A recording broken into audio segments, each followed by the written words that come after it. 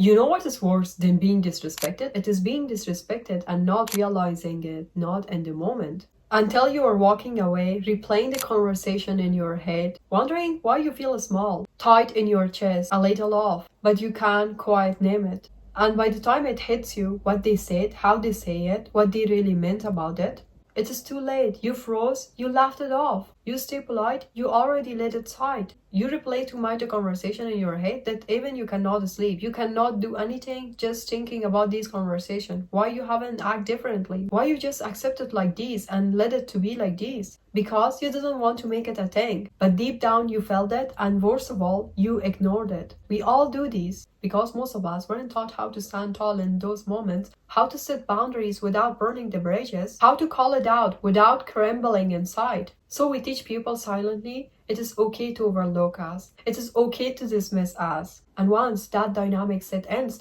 it is hard to reverse. Because here's the truth, people just didn't treat you how you are, but they treat you how you let them to treat you. Ask yourself why you treat with some people with such a seriousness, almost fear. You cannot be yourself, you cannot laugh. It's like you are walking on eggshells. But with others, you're relaxed, you're laughing, you're being normal. Why do you shrink around certain people and shine around others? What changed? Humans are all the same at the core. Wounds, insecurities, dreams. But what makes the difference? It is how they carry themselves. Some people walks in a room like they own it, and without saying a word, it convinces you how you need to treat with them. And that seriousness is all what they have been taught you before, that you need to treat with them like that. You know, it is your decision how you let people to treat with you. It is all about how you carry yourself around people. When people can treat you the way that you are allowing them, then behave the way that you are willing other people to behave with you. Never ever accept other people advice because you're afraid of what they think about you. We all the time overthink all of the actions that we are taking just because of what other people think about us. Maybe there's going to be a lot of actions that we're gonna hold ourselves back because we don't want other people to judge us. But here's the truth, if you're worrying too much about what other people think about you, then you live a life that it will be never yours. A life built by other people's insecurities, choices, and wishes. And guess what? Other people won't pay the price. You're the person that you need to go through to that pain. You're the person that you need to pay the price of what other people have been chosen for you. You're that person that you're afraid of what other people think about you. That is why you have been choose that things that now you need to pay the price of it. If you always settle for what your parents want, what your friends think, then who are you? Really, who are you? It is so scary to wake up one day and realize you're living a life that isn't yours. A life that has been shaped by other people's choices. But here's what really no one's talk about.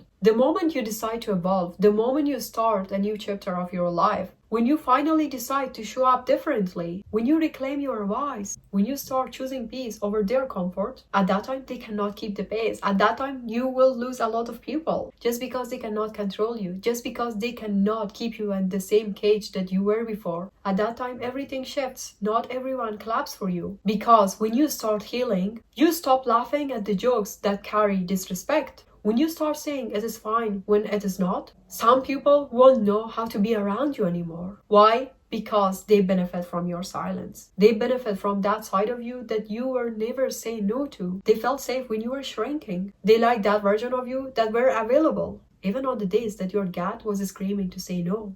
You weren't just kind, you were compliant, and that's what made them comfortable. But healing is a distraction, not a performance. It is look like walking away when your energy shifts, canceling plans when you wholeheartedly want to stay home, choosing solitude over the situations that drain you. Healing makes it harder to access, not because you are cold, but because you have standards. You start over apologizing, you start over explaining. You stop guilt making your decisions, and that is when things get real. Some will call it arrogance. They say you have changed, not kindly. Let them say it. Let them misunderstand it.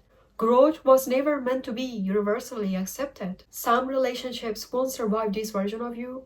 That's okay. Because the old version of you, he or she is no longer at the table. And you'll notice your phone goes quieter, your calendar gets clear, invitations slow down, but your mind finally breathes. And that is where you can find yourself again. Remember, you didn't have to beg to be chosen. You You didn't have to water yourself down to be palatable. You didn't have to hassle for the word that all the time it was yours. You didn't own them. Politeness. Stop shrinking to fit in. Do not listen what other people say to you. Do what lately matters to you. Be the person that you need to be. Carry yourself with the way that you know it aligns with the person that you want to become. Don't accept the opinion of other people when you know at the end of your life you will regret it.